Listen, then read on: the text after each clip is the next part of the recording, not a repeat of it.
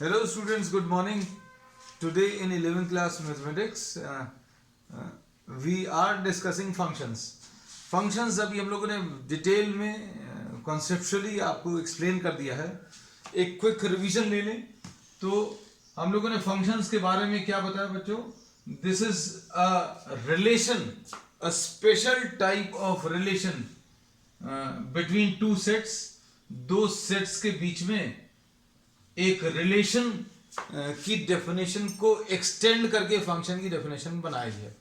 और अभी हम लोगों ने बोला फंक्शन एक ऐसा रिलेशन है जिसमें all the elements of the first set are related. सबसे इंपॉर्टेंट चीज, सारे एलिमेंट्स रिलेटेड होने चाहिए. अगर कोई भी एक एलिमेंट भी छूट गया तो वो फंक्शन नहीं है. All the elements of the first set are related. मतलब इसको हम लोग ऐसा कह सकते हैं, no element of first set is unrelated, है ना. तो अभी हम लोगों ने इसमें बच्चों यही बोला था कि फंक्शन की डेफिनेशन में आप सिर्फ पहले सेट का यूज करते हैं, दूसरे सेट के बारे में बात ही नहीं करते हैं ना.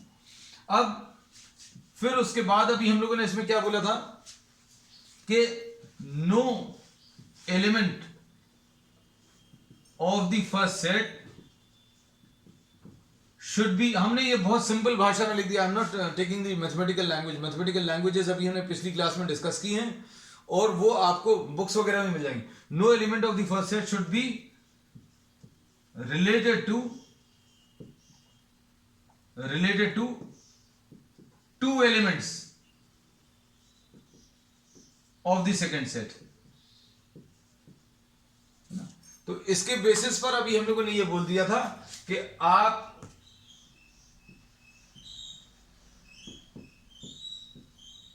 अगर आपने इसको देखा तो ये फंक्शन नहीं है. इसको अगर अभी हम लोग देखें इस मैपिंग को, तो अभी हम लोग बोलेंगे इस मैपिंग को ये फंक्शन नहीं है. ये फंक्शन क्यों नहीं है? क्योंकि इसमें पहले सेट का एक एलिमेंट छूटा हुआ है. सो this is not a function. This is not a function. ठीक. अब इसके बाद फिर अभी हम लोगों ने दूसरा एक और एग्जांपल ले रहे हैं. We are quickly revising all the facts which we have done in the previous class. अब इसमें देखो A B C and D.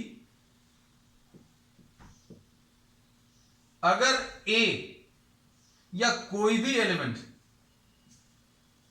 दो से रिलेट हो रहा है, मतलब अगर अभी हम लोग इसको रिलेशन के फॉर्म में लिखें, ऑर्डर्ड पेयर्स के फॉर्म में, तो A is related to 1, A is related to 2 and B is related to 3 and C is also related to 3 and D is related to 4. तो अभी हमने इसमें ये बोला कि ये रिलेशन भी फंक्शन नहीं है. क्यों नहीं है बच्चों? क्योंकि इसमें पहले सेट का एक एलिमेंट दो से रिलेट है. No element of the first set should be related to two elements. दो एलिमेंट्स एक से रिलेट हो सकते हैं लेकिन एक एलिमेंट दो से रिलेट नहीं हो सकता. अब देखो, अब हम लोग फंक्शन क्या है उसका एग्जाम्पल फाइनली ले रहे हैं. A B C and D 1 2 3 and 4.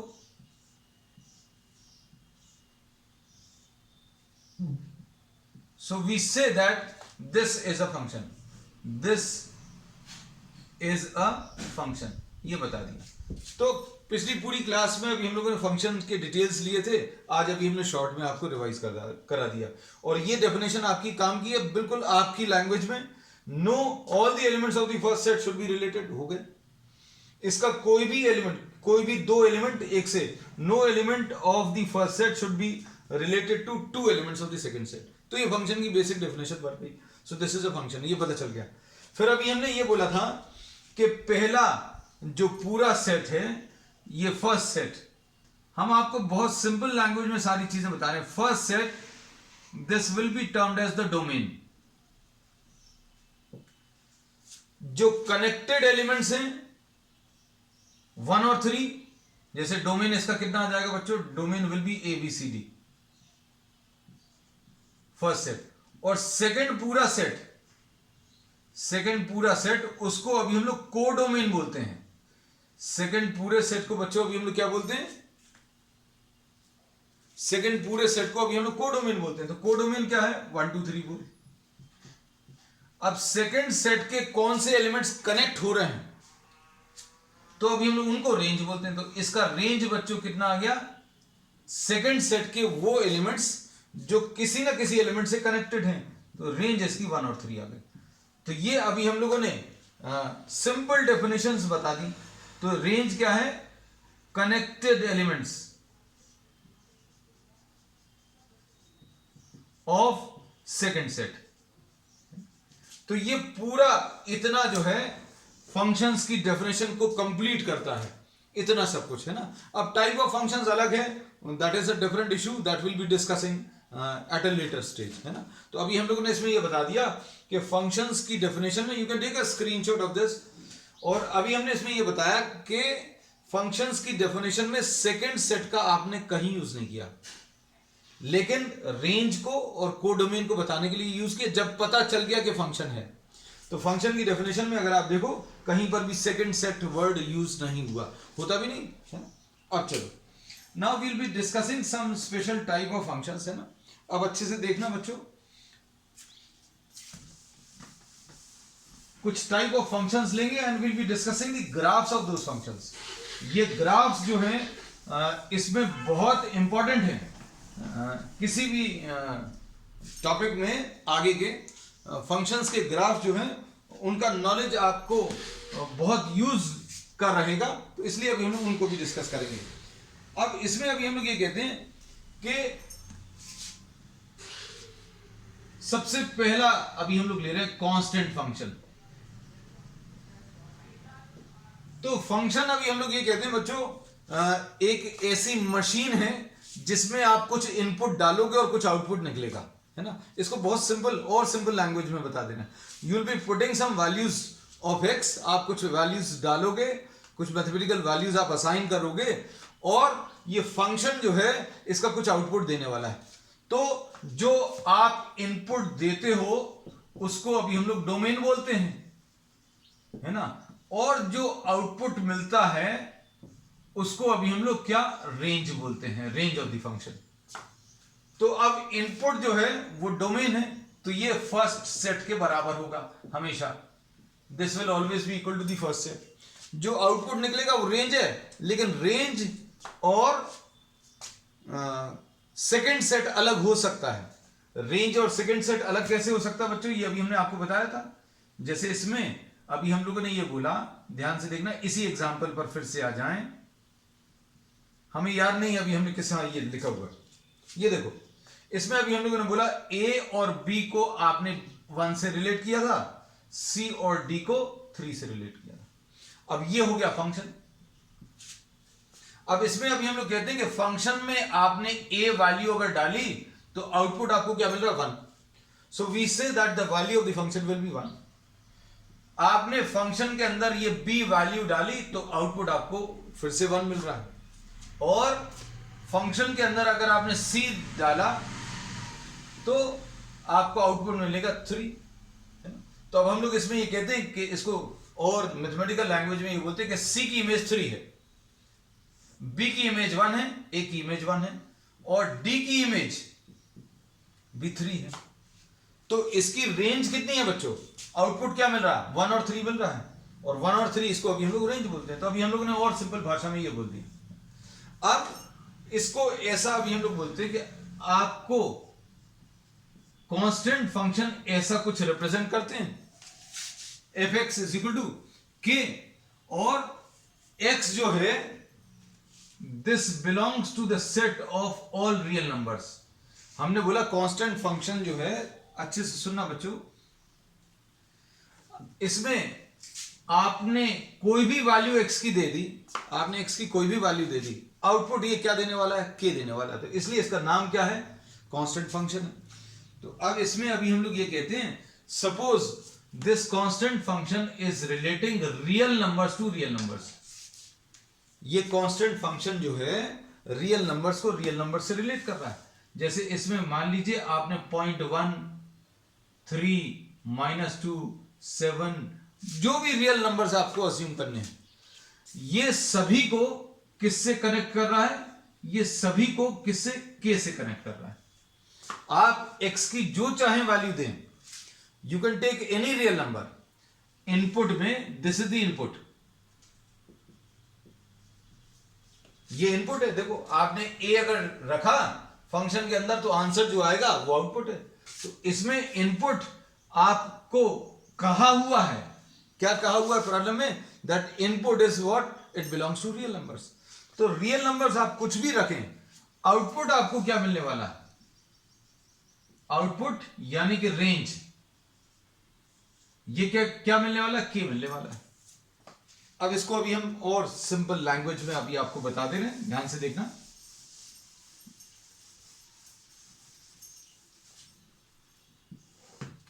So whatever value you are giving to X, X को क्या वैल्यूज दे सकते हैं? वो डोमेन है। एक्स को आप जो वैल्यूज दे सकते हैं, ये वाली जो है इनपुट, ये इनपुट जो है, जैसे अभी हमने ए, इस फंक्शन में ए अगर रखा तो 1 आ जाएगा, बी अगर रखा तो 1 आ जाएगा, सी रखा तो 3 आ जाएगा आउटपुट, डी अगर रखा तो 3 आ जाएगा। तो ये पहला सेट पूरा ये डोमेन कहलाता है या इनपुट कहलाता है? तो पहला सेट जो है इनपुट का, इनपुट ये वाला नंबर एक्स है, और एक्स क्या है? Real numbers. तो आप कुछ भी रियल नंबर रखिए, कुछ भी रियल नंबर रखिए, एनी रियल नंबर इस फंक्शन के अंदर डालें, तो ये फंक्शन क्या कर रहा है? आउटपुट क्या बनाकर दे रहा है? के बनाकर दे रहा है। ठीक, तो अब हम लोग इसमें ये बोलेंगे कि यहां पर भी सारे रियल नंबर्स हैं बच्चों। रियल नंबर्स तो बहुत सारे होते हैं, उनको मार्क करना पॉसिबल नहीं है ऐसे डायग्राम में, लेकिन समझाने के लिए कुछ वैल्यूज तो लेनी पड़ेंगी। तो अब हम लोगों ने क्या किया? वी आर मार्किंग 1 2 5 -1 -2 -5 -10 2 3 2 3 5, ऐसी सारी वैल्यूज को अगर आप रखोगे, ये सारी वैल्यूज को अगर आप रखोगे, तो आंसर इनका सभी का क्या आने वाला है? इन सभी का जो आंसर है के आने वाला है। ठीक, और बाकी के रियल नंबर्स रिलेट नहीं हो रहे, बाकी के रियल नंबर्स भी अभी हम लोग बना सकते हैं। तो ये कांस्टेंट फंक्शन हो गया। अब कांस्टेंट फंक्शन को अगर आपको ग्राफ पर रिप्रेजेंट करना है, ध्यान से सुनना बच्चों, इसमें पहले वाले सेट के इनपुट वैल्यूज को, पहले वाले सेट की इनपुट वैल्यूज को आप एक्स एक्सिस पर रिप्रेजेंट करते हो, और सेकंड वाले सेट में जो आउटपुट आता है उसको आप वाई से रिप्रेजेंट करते हो, है ना। तो अब सपोज फॉर एग्जांपल हम लोग क्या कर रहे हैं, एफ एक्स की वैल्यू इक्वल टू 3 दिया है, सिर्फ एक एग्जांपल ले रहा है, अच्छे समझना। अब आप क्या करो, इसमें टैबुलर फॉर्म में x और fx ले लो। x की वैल्यू 1 2 3 -1 -2 -3, आप जो चाहें वैल्यूज रखो। तो क्या आएगा? f of 1, x की वैल्यू 1 रखो तो भी आंसर 3 आने वाला है, x की वैल्यू 2 रखोगे तो भी आंसर 3 आने वाला है, क्योंकि ये कांस्टेंट फंक्शन है, इसका नाम ही है कांस्टेंट फंक्शन। तो f3 की वैल्यू, इसकी वैल्यू 3, f-1 इसकी वैल्यू भी 3, f-2 इसकी वैल्यू भी 3। तो इन सभी में बच्चों आंसर कितना आने वाला है? 3 आने वाला है। इसमें ज्यादा ऐसा दिमाग मत लगाना ये कहां से आया। तो अभी हमने बोला ये कांस्टेंट फंक्शन है। इस कांस्टेंट फंक्शन की खासियत क्या है? Whatever value you are giving to it, आप कुछ भी वैल्यू असाइन करो, आंसर इसका के ही आएगा। के यहां पर अभी हमने 3 ले लिया सिर्फ समझने के लिए। एक्स एक्सिस अभी हम लोगों ने ये ले ली, यहां पर अभी हम लोग वैल्यूज ऑफ एक्स मार्क करेंगे, और यहां पर ये वाई एक्सिस है, इधर पर वाई वाली वैल्यूज आएंगी या फिर एफ एक्स आएगा। वाई अभी हम लोगों ने कहां पर मार्क कर लिया? वाई एक्सिस पर एफ एक्स मार्क कर लिया। अब देखो इसमें x की वैल्यू 1 पर बच्चों, इसमें x की वैल्यू 1 पर y की वैल्यू, x की वैल्यू 1 पर y की वैल्यू 3, x की वैल्यू 2 पर ये 1 2 ये 1 2 3, x की वैल्यू 2 पर y की वैल्यू 3, x की वैल्यू 3 पर y की वैल्यू 3, x की वैल्यू -1 पर बच्चों y की वैल्यू 3। तो ये अभी हम लोगों को छोटी क्लासेस से मालूम भी है कि y is equal to 3, y is equal to fx is equal to 3। ये कैसी लाइन रहती है? This is a line which is parallel to the x axis. ये पैरेलल टू x एक्सिस होती है और ये कितने डिस्टेंस पर है? 3 डिस्टेंस पर है ना। तो अब ये याद रखना, क्या क्या चीज पता चल गई इस फंक्शन के बारे में कि इसका डोमेन क्या है बच्चों? डोमेन यानी x को जो आप वैल्यूज दे सकते हैं, तो डोमेन क्या है? सारे real numbers, all real numbers, है ना। और रेंज क्या आ जाएगी? रेंज मतलब कनेक्टेड एलिमेंट्स। तो भैया ये सारी वैल्यूज किससे कनेक्ट हो रही हैं? आप x की कुछ भी वैल्यू रखो, 1 2 3 -2 1 -2 -3, रेंज इसकी केवल एक ही वैल्यू आएगी, k is the only output. और ग्राफ कैसा आ जाएगा? तो ग्राफ अभी हम लोगों ने फाइनली बना दिया। इसको अभी आप याद रखना, ये x एक्सिस है, ये y एक्सिस, और ये fx is equal to k का ग्राफ रहेगा। और ये वाला डिस्टेंस किसके बराबर आ जाएगा? k के बराबर आ जाएगा। ठीक, तो ये पहला फंक्शन अभी हम लोगों ने डिस्कस कर लिया है ना। अभी आप चाहो तो इसके और भी सारे एग्जांपल्स अभी आप ले सकते हो घर पर। अभी आप इसको प्लॉट कर देखना, जैसे हमने क्या प्लॉट कराया आज आपको, y is equal to F X is equal to 3 plot कराया। आप y is equal to F X is equal to 5 plot कर लेना। ये क्वेश्चन 1 हमने करा दिया, क्वेश्चन 2 ये अभी आप कर देख लेना। इसमें जो लाइन आएगी, x की जो भी वैल्यूज आप रखोगे, आंसर 5 आने वाला है। तो ये 5 डिस्टेंस पर, ये डिस्टेंस 5 पर आपको line parallel to x axis मिलने वाली। तो अब इसके ग्राफ के बारे में लिख दें। ग्राफ इज अ लाइन, इस वाले फंक्शन का graph is a line parallel to x axis. बस, अब नेक्स्ट वाला फंक्शन। अब नेक्स्ट है बच्चों आइडेंटिटी फंक्शन। ये आइडेंटिटी फंक्शन क्या है? ये एक ऐसा फंक्शन है जो किसी भी नंबर को खुद से रिलेट कर देता है, किसी भी नंबर को खुद से रिलेट कर देता है। और इसको अभी हम लोग क्या बोलते हैं, ध्यान से देखना, आइडेंटिटी फंक्शन। आइडेंटिटी फंक्शन बच्चों क्या होगा?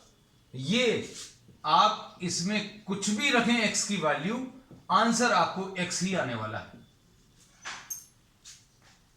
ठीक है, तो इसमें आइडेंटिटी फंक्शन को अभी हम लोग fx is equal to x से रिप्रेजेंट करते हैं, है ना। ये बहुत सारे टाइप ऑफ फंक्शन डिस्कस करें, उनका ग्राफ भी डिस्कस करेंगे, है ना, तो चिंता मत करना। अब ये किसको किससे रिलेट करता है? इसमें 2 सेट से ही पढ़ते हैं। So this function is relating real numbers to real numbers, real numbers को रियल नंबर्स से रिलेट कर रहा है ना। अब देखो, ये इसको देखकर आपको बहुत सारी चीजों का आइडिया लग जाएगा। कैसे? ये टैबुलर फॉर्म जो अभी हम लोग छोटी क्लासेस में सीखते थे, दैट इज वेरी यूजफुल। आपको इस फंक्शन के बारे में क्या पता चला? जैसे इस फंक्शन के बारे में तो ये पता चला था, आप x को 1 दो, 2 दो, 10 दो, 100 दो, -1 दो, आंसर इसका k ही आने वाला है। ये चेंज नहीं होगा, क्यों? इसका नाम ही है फंक्शन। अब इस फंक्शन के बारे में क्या बोला? ये एक ऐसा फंक्शन है, इसमें जो आप डालोगे वही आंसर आ जाएगा।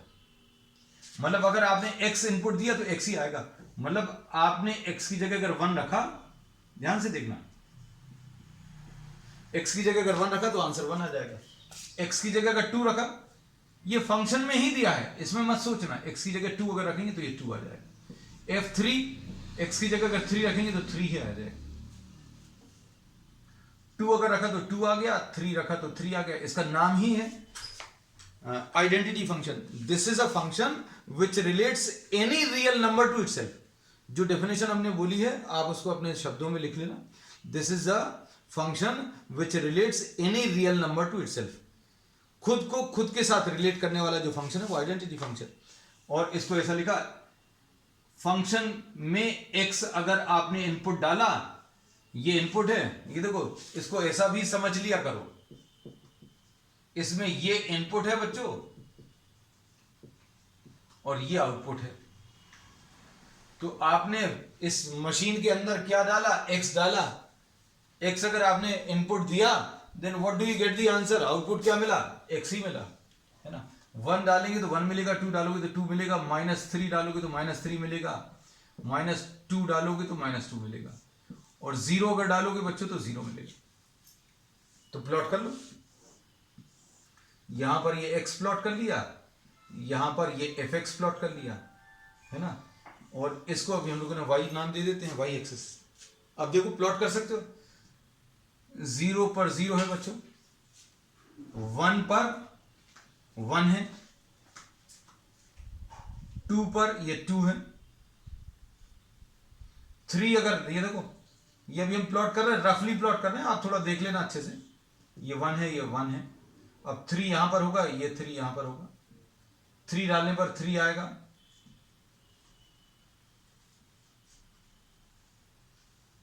तो इसका ग्राफ ऐसा कुछ आएगा। और अभी हमें मालूम भी है, this we have drawn in fact in 10th class, लेकिन अब इसको फंक्शन नाम से अभी हम लोग पढ़ रहे हैं, है ना, कि x की जगह आप कुछ भी वैल्यूज रखो, इस फंक्शन को आप कुछ भी वैल्यूज दो, आंसर जो आएगा वही वैल्यूज जो आप इनपुट देंगे वही आंसर में आ जाएगा, है ना। चलो अब नेक्स्ट, मॉड्यूलस फंक्शन देखते जाना, बहुत सारी चीजें करेंगे, लेकिन चिंता मत करना, है ना। Just have a look on the function, ये क्या दिया है और क्या इसमें दे सकते हैं, x को क्या वैल्यूज दे सकते हैं और क्या वो आउटपुट निकाल रहा है, वो दोनों चीजें देखनी है ना। तीसरा भी हम लोग, आज का तीसरा मॉड्यूलस फंक्शन। अब देखो इसमें fx इज इक्वल टू, इसको ऐसा बोलते हैं, ये मॉड्यूलस फंक्शन जो है एक ऐसा फंक्शन है, इसमें आप कैसे भी इनपुट दे सकते हैं। इनपुट आप मतलब x को जो चाहें वो वैल्यूज रख दो, लेकिन आंसर ये पॉजिटिव में कन्वर्ट कर देगा। तो ये मॉड्यूलस फंक्शन का काम क्या है, ये एक ऐसी मशीन है, ये एक ऐसी मशीन है जिसमें आप कुछ भी इनपुट डालोगे आंसर पॉजिटिव में आएगा, और जितनी वैल्यू आप डालोगे उसका पॉजिटिव आएगा। तो अब इसमें देखो, अगर आपने इसको अगर ध्यान से देखें, इसको भी हम लोग fx is equal to x जो है, ये ऐसा क्यों लिखते हैं अच्छे से समझना। आपको अगर ये दो सेट्स दिए हैं a और b,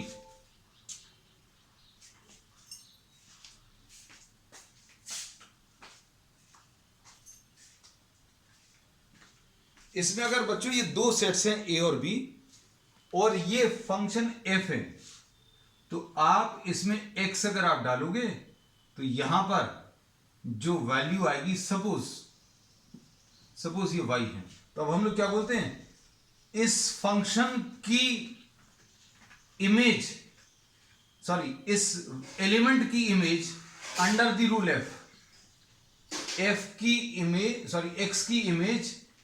x की image under the rule f is y। तो आप इसमें ऐसा भी कह सकते हैं कि यहां पर या तो y लिख लो या fx लिख लो। तो ये पहला जो सेट है,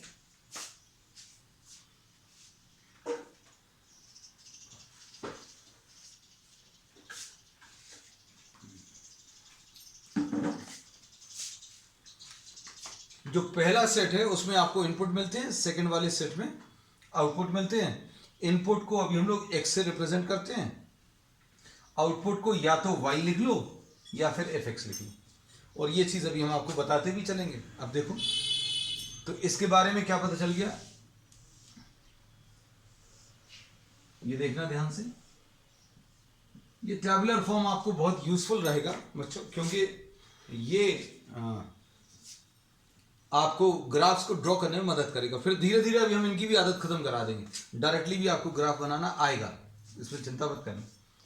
अब इसमें अभी हम लोग ये कहते हैं ये कैसी मशीन है, ये ऐसी मशीन है, इसमें अगर आप नेगेटिव नंबर डालोगे तो पॉजिटिव में कन्वर्ट कर देगा, बस सिंपल। -7 अगर डाला ये 2 लाइंस के अंदर तो आंसर कितना आ जाएगा +7। -5 डाला तो क्या +5। ठीक, अब इसमें अच्छे से सुनना, अगर आपने पॉजिटिव वैल्यूज डाली तो कोई चेंज नहीं करेगा, क्योंकि इसका काम ही क्या है, पॉजिटिव में कन्वर्ट करना। अब पॉजिटिव को क्या पॉजिटिव में कन्वर्ट करेगा, 2 है तो ये 2 ही आएगा, है ना, तो 2 को 2 ही लिख दिया। तो अब हम लोग इसको कैसा बोलते हैं, देखो ध्यान से, हम कुछ वैल्यूज ले रहे हैं, है ना, आंसर अभी आप सजेस्ट कर सकते हो।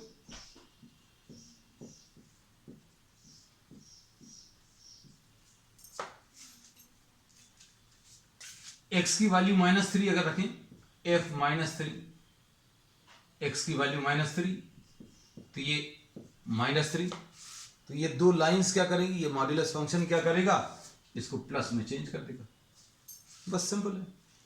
तो इसका आंसर 3 आ गया। इसके अंदर -2 डालोगे इस मशीन के अंदर तो क्या करेगा ये, तो ये कैसी मशीन है, इसमें नेगेटिव नंबर्स डालोगे तो पॉजिटिव में चेंज कर देगा, लो पॉजिटिव में चेंज हो गया। अब उसके बाद -1 अगर आपने डाला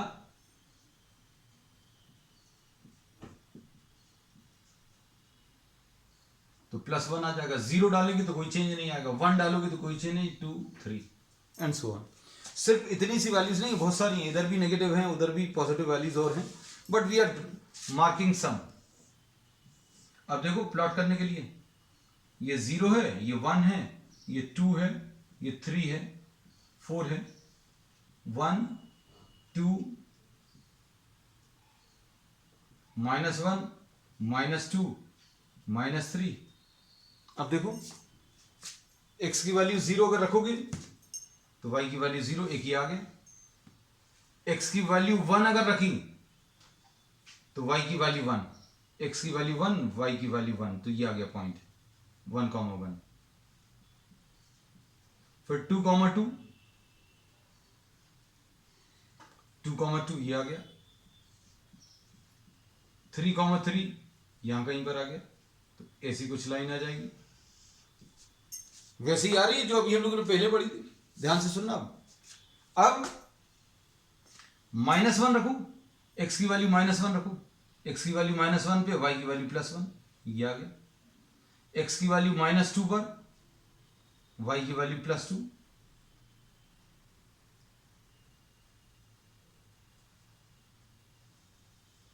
ऐसा कुछ वी शेप का ग्राफ आएगा। तो इसमें क्या है, आप ध्यान से देखना, जो fx आ रहा है बच्चों, जिसको अभी अपन लोग y नाम दे देते हैं, क्यों, क्योंकि y एक्सिस पर प्लॉट कर रहे हैं। fx जो है हमेशा पॉजिटिव आने वाला है। क्यों पॉजिटिव आने वाला है, क्योंकि ये मॉड्यूलस फंक्शन है, और मॉड्यूलस फंक्शन क्या करता है, नेगेटिव वैल्यूज को भी पॉजिटिव में कन्वर्ट करता है, बस ये याद रखना। तो मॉड्यूलस फंक्शन कैसा है, ये वैल्यूज को नहीं बदलेगा, अंदर जो भी आप वैल्यू डालोगे वही वैल्यू आएगी, बस क्या करेगा, माइनस को प्लस में चेंज कर देगा। प्लस को क्या करेगा, जैसे +2 था तो +2 को कोई चेंज नहीं किया, -2 को प्लस में चेंज कर दिया। अब इसको अच्छे से समझना, इसमें y की सिर्फ पॉजिटिव वैल्यूज हैं, नीचे ग्राफ नहीं एग्जिस्ट कर रहा। नीचे क्यों नहीं एग्जिस्ट कर रहा, नीचे एग्जिस्ट करना मतलब y की नेगेटिव वैल्यूज, तो इसमें y की कभी नेगेटिव वैल्यूज नहीं आने वाली। fx कभी भी, it can never be negative, fx कभी भी नेगेटिव नहीं होगा, ठीक है। अब देखो ध्यान से, कुछ चीजें और बता रहे हैं इसमें।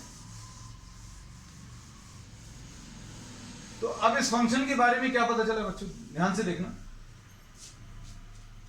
हम लोग इसमें ये बोलते हैं कि अगर x ग्रेटर देन और इक्वल टू 0 है तो, ग्रेटर देन और इक्वल टू 0 का मतलब क्या है, ग्रेटर देन 0 यानी पॉजिटिव, इक्वल टू 0 मतलब 0, है ना। अगर पॉजिटिव है तो कुछ करता है क्या ये, अगर ये पॉजिटिव वैल्यूज आपने इसके अंदर डाली, जैसे आपने +2 डाला तो ये कितना आ जाएगा, मॉड्यूलस ऑफ 2 यानी 2 आएगा। तो f3 को क्या करेगा, मॉड्यूलस ऑफ 3 यानी 3। तो क्या करता है, ये पॉजिटिव वैल्यूज को कुछ चेंज करता है क्या, अगर x ग्रेटर देन और इक्वल टू 0 है तो अंदर जो भी नंबर आप डाल रहे हो, जैसे 7 डाला तो आप ये दोनों लाइंस को डायरेक्टली हटा सकते हैं। अभी हम लोग बोलेंगे पॉजिटिव नंबर्स में, पॉजिटिव नंबर्स अगर हैं तो इन लाइंस का कोई मतलब नहीं है। तो अभी हम लोग क्या बोलेंगे, when x is greater than और इक्वल टू 0, तो अभी आप इसको x लिख सकते हो डायरेक्टली। अगर x पॉजिटिव है तो आपको ये दो लाइंस मॉड्यूलस की लगाने की जरूरत नहीं, और अगर ये नेगेटिव है, हमने बोला x की वैल्यूज कैसी हो सकती है बच्चों, या तो पॉजिटिव होंगी या नेगेटिव। तो पॉजिटिव के लिए तो बता दिया क्या करता है, ये पॉजिटिव के लिए कोई चेंज नहीं करता, मतलब अंदर जो भी लिखा है, जैसे मान लीजिए fx इज इक्वल टू क्या लिखा था, मॉड ऑफ x, और अगर अंदर वाला नंबर पॉजिटिव है तो इसको x ही लिख देगा, है ना, कोई चेंज नहीं करेगा। लेकिन अंदर वाला नंबर अगर नेगेटिव है, अच्छे सुनना, ये इसका मतलब क्या है, इसका मतलब ये है कि अंदर जो नंबर है वो नेगेटिव है। स्मॉलर देन 0 का मतलब क्या है, नेगेटिव। तो ये नंबर अगर नेगेटिव है तो क्या करेगा, ये दो लाइंस क्या करेंगी, इसको पॉजिटिव में चेंज कर देंगी, है ना। तो हम लोग इसको कैसा कह सकते हैं कि अंदर वाला नंबर अगर नेगेटिव है तो ये एक और नेगेटिव साइन से मल्टीप्लाई कर देगा। ये लाइंस क्या करती हैं, ये मॉड्यूलस फंक्शन क्या करता है, नेगेटिव नंबर्स में माइनस साइन का मल्टीप्लिकेशन कर देता है। तो x स्मॉलर देन 0 अगर है तो अब हम लोग इसको क्या माइनस एक्स लिख सकते हैं। माइनस एक्स मतलब क्या है, x आप नेगेटिव कुछ भी सोच कर देखो। अब ये जो फंक्शन है, ध्यान से सुनना, इसको अभी हम लोग इस फॉर्म में लिख सकते हैं। ये नया फॉर्म क्या है, इसको चेक करके देखें, वेरीफाई करके देखें। हमने इसको दो पार्ट्स में ब्रेक कर दिया कि x अगर ग्रेटर देन 0 है तो ऐसा लिखेंगे, x स्मॉलर देन 0 है तो ऐसा लिखेंगे। अब जैसे सपोज कोई एग्जाम्पल के लिए, सपोज एग्जाम्पल के लिए हम इनको नाम दे दे रहे हैं, इसको पहला वाला फंक्शन बोल दे रहे हैं, इसको दूसरा वाला। फंक्शन एक ही है लेकिन अभी हम लोग बोल रहे हैं सिर्फ समझने के लिए। x की वैल्यू अगर आपने 5 ली तो ये 5 वैल्यू कैसी है, ये 5 वैल्यू कैसी है, ग्रेटर देन 0 है कि smaller than 0। x equal to 5 जो है ग्रेटर देन 0 है। ग्रेटर देन 0 है मतलब ये वाला फंक्शन नहीं लिखोगे, मतलब आंसर कितना आ जाएगा, f5 will be equal to 5। और ये मालूम भी है, अगर आप इसमें 5 रखोगे तो अंदर 5 रखने पर कोई चेंज नहीं आता। अब सपोज x की वैल्यू -3 है, -3 ये कैसी वैल्यू है x की, स्मॉलर देन 0। स्मॉलर देन 0 का मतलब क्या बच्चों, x की वैल्यू स्मॉलर देन 0, ये x की वैल्यू -3 बोला, स्मॉलर देन 0। स्मॉलर देन 0 में ये वाला नहीं लेंगे, आप कौन सा सेकंड वाला फंक्शन लोगे, x की जगह -3 रखो। देखो ध्यान से, -3 रखने पर इधर रखना है कि इधर रखना है, x स्मॉलर देन 0 में ये लिखा है माइनस ऑफ -3 यानी कि +3 आ जाएगा। ये तरीका तो अभी किसी किसी के दिमाग में आ रहा होगा, अरे इतना सिंपल सा तो था कि मॉड फंक्शन बताया और ये भी बता दिया कि ये क्या कैसी मशीन है जो नेगेटिव नंबर्स को पॉजिटिव में चेंज करती है, पॉजिटिव में कोई चेंज नहीं करती। तो यही तो अभी हमने लिख दिया कि भैया पॉजिटिव नंबर्स को बिल्कुल भी चेंज नहीं करती। हाँ, नेगेटिव नंबर्स अगर हैं तो उनको क्या करती है, ये देखो नेगेटिव नंबर्स को माइनस साइन से मल्टीप्लाई कर देती है। बस ये जो चीज अभी हमने आपको बोली थी इधर पर, उसी चीज को मैथमेटिकल लैंग्वेज में लिख दिया। अब इसकी जरूरत क्या है, तो इसकी जरूरत अपन को आगे पड़ेगी, अभी आपका काम सिर्फ इतने से चल जाएगा, है ना। अब देखो ध्यान से,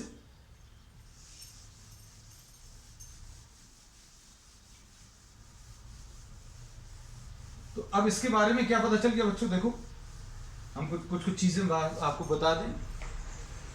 क्या y equal to F x जो है is equal to mod of x।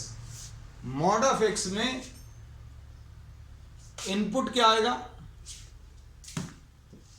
Input यानी x को जो वैल्यूज आप दे सकते हैं, यानी कि डोमेन ऑल रियल नंबर्स, सारे रियल नंबर्स अभी आप रख सकते हो, लेकिन आंसर क्या आने वाला है, आप इसके अंदर कुछ भी वैल्यू रखो, x की कैसी भी वैल्यूज आप रखो अंदर, आंसर इसका यानी आउटपुट यानी कि रेंज क्या आएगा, पॉजिटिव रियल नंबर्स इंक्लूडिंग 0, है ना? ठीक है। अब इसी टॉपिक को, ग्राफ्स को अभी हम लोग नेक्स्ट टर्न पर आगे और बढ़ाएंगे। कुछ नए टाइप के फंक्शंस, ग्रेटेस्ट इंटीजर फंक्शंस, जिसको स्टेप फंक्शन बोलते हैं, वो डिस्कस करेंगे नेक्स्ट क्लास में। That's all for today.